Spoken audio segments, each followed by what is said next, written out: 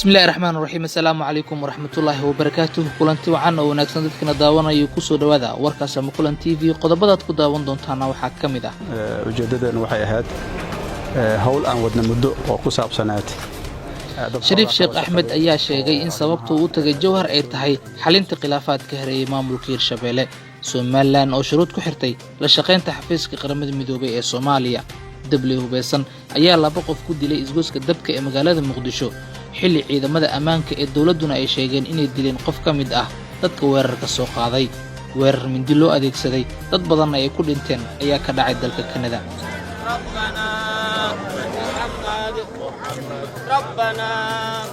muslimiinta raba inay cumreystaan ayaa loo fasaxay dhulka barakeysan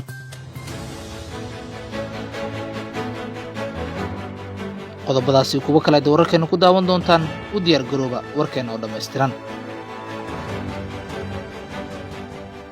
Shariif Sheekh Ahmed madaxweynihii hore ee Soomaaliya oo gaaray magaalada Jowhar ee xarunta gobolka Shabeellaha Dhexe ayaa waxa uu cadeeyay ujeedada socdaalkiisa doorashada hay'adaha dastuuriga ah ee Hirshabelle ee ka socota Jowhar waxaa laga cabsanayaa inuu ka dhaco musuqmaasuq sidoo kale waxaa jira beelaha qaar oo sheegaya in aan la siinin saamiga ay ku lahaayeen maamulka Shariif Sheekh Ahmed oo warbaahinta la hadla ayaa sheegay in sababta uu Jowhar u tagay ay tahay xal u raadinta tabashooyinka beelaha iyo in uu goobjoog ka noqdo doorashooyinka Hirshabelle ujeedadan waxay ahayd hawl aan wadna muddo oo ku saabsanayd dad xoogaa tabasho qabay oo arrimaha doorashooyinka iyo processkaas wax ka qabay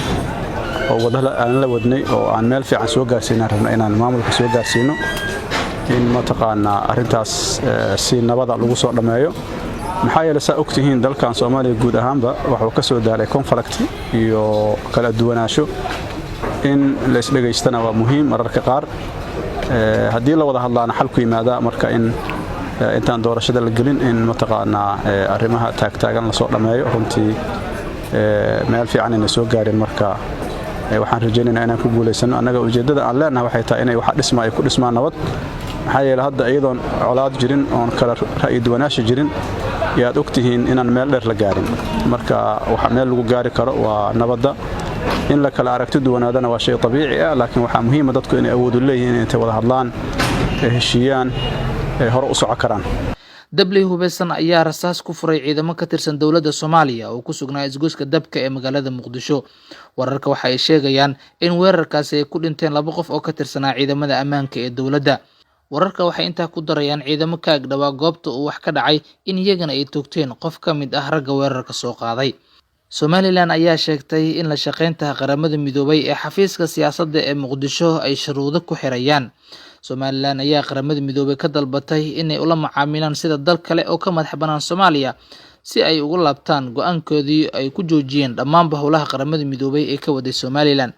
madaxweynaha Somaliland Muuse Biixi Cabdi ayaa ku eedeeyay qaramada midoobay inay amaro ka qaadato dawladda Soomaaliya isla markaana ay ku lug leedahay siyaasadda gobolka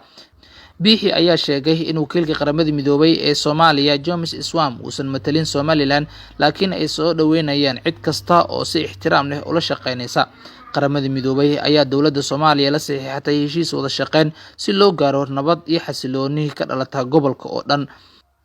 wararka ka imaanaya dalka Canada ayaa sheegaya in qof mindi ku hubaysnaa uu dad badan ku laayay dalka Canada booliiska ayaa dadka u sheegay inay ku jiraan guryahooda kadib markii nin ku hubaysnaa mindi uu dad badan laayay ninka weerarka geystay oo ku jira da'da 20-meeyada ayaa la qabtay wax yar kadib markii uu laba qof toore ku dilay shan kalena uu dhaawacay wariyaal ku sugan goobta uu falka ka dhacay ayaa baahiyay sawiro muujinaya taliyaha booliiska dalka Canada oo ku sugan banaanka dhismaha baarlamaanka ee dalka Canada halkaas oo ah goobta ay wax ka dhaceen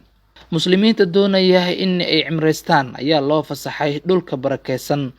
qiyaastii 10,000 oo qof ayaa loo ogolaaday inay tagaan dhulka barakeysan ee xaramka si ay u cimreystaan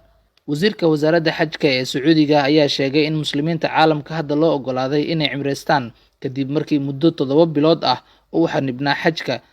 sabab la xiriirta xanuunka coronavirus oo dunida ku baahay wasiir ku-xigeenka wasaaradda xajka iyo cumrada ee Sacuudi Carabiya ayaa sheegay in dadka cimreysanaya ay marka hore mari doonaan 3 cisho oo baaritaan ah iyo karantiil isugu jira kadibna loo fasaxi doono qof walba oo caafimaad qaba sidoo kale mas'uuliyiinta xajka waxa ay sheegeen in xujayada loo ogolaan doono in dalka boqortooyada Sacuudi Carabiya ay sii joogi karaan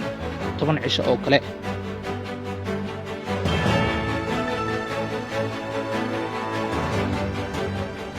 waa tahay daawadayaal intaas aynu kusoo gabagabaynaynaa warkii aad kala socoteen Samakulan TV anigoo Aweys Maxamuud Jilic oo idinla socodsiinaya intaan kulmi doono warkan warka xiga waxaan kaga tagaynaa asalaamu calaykum waraxmatullaahi tacaala wabarakaatuh.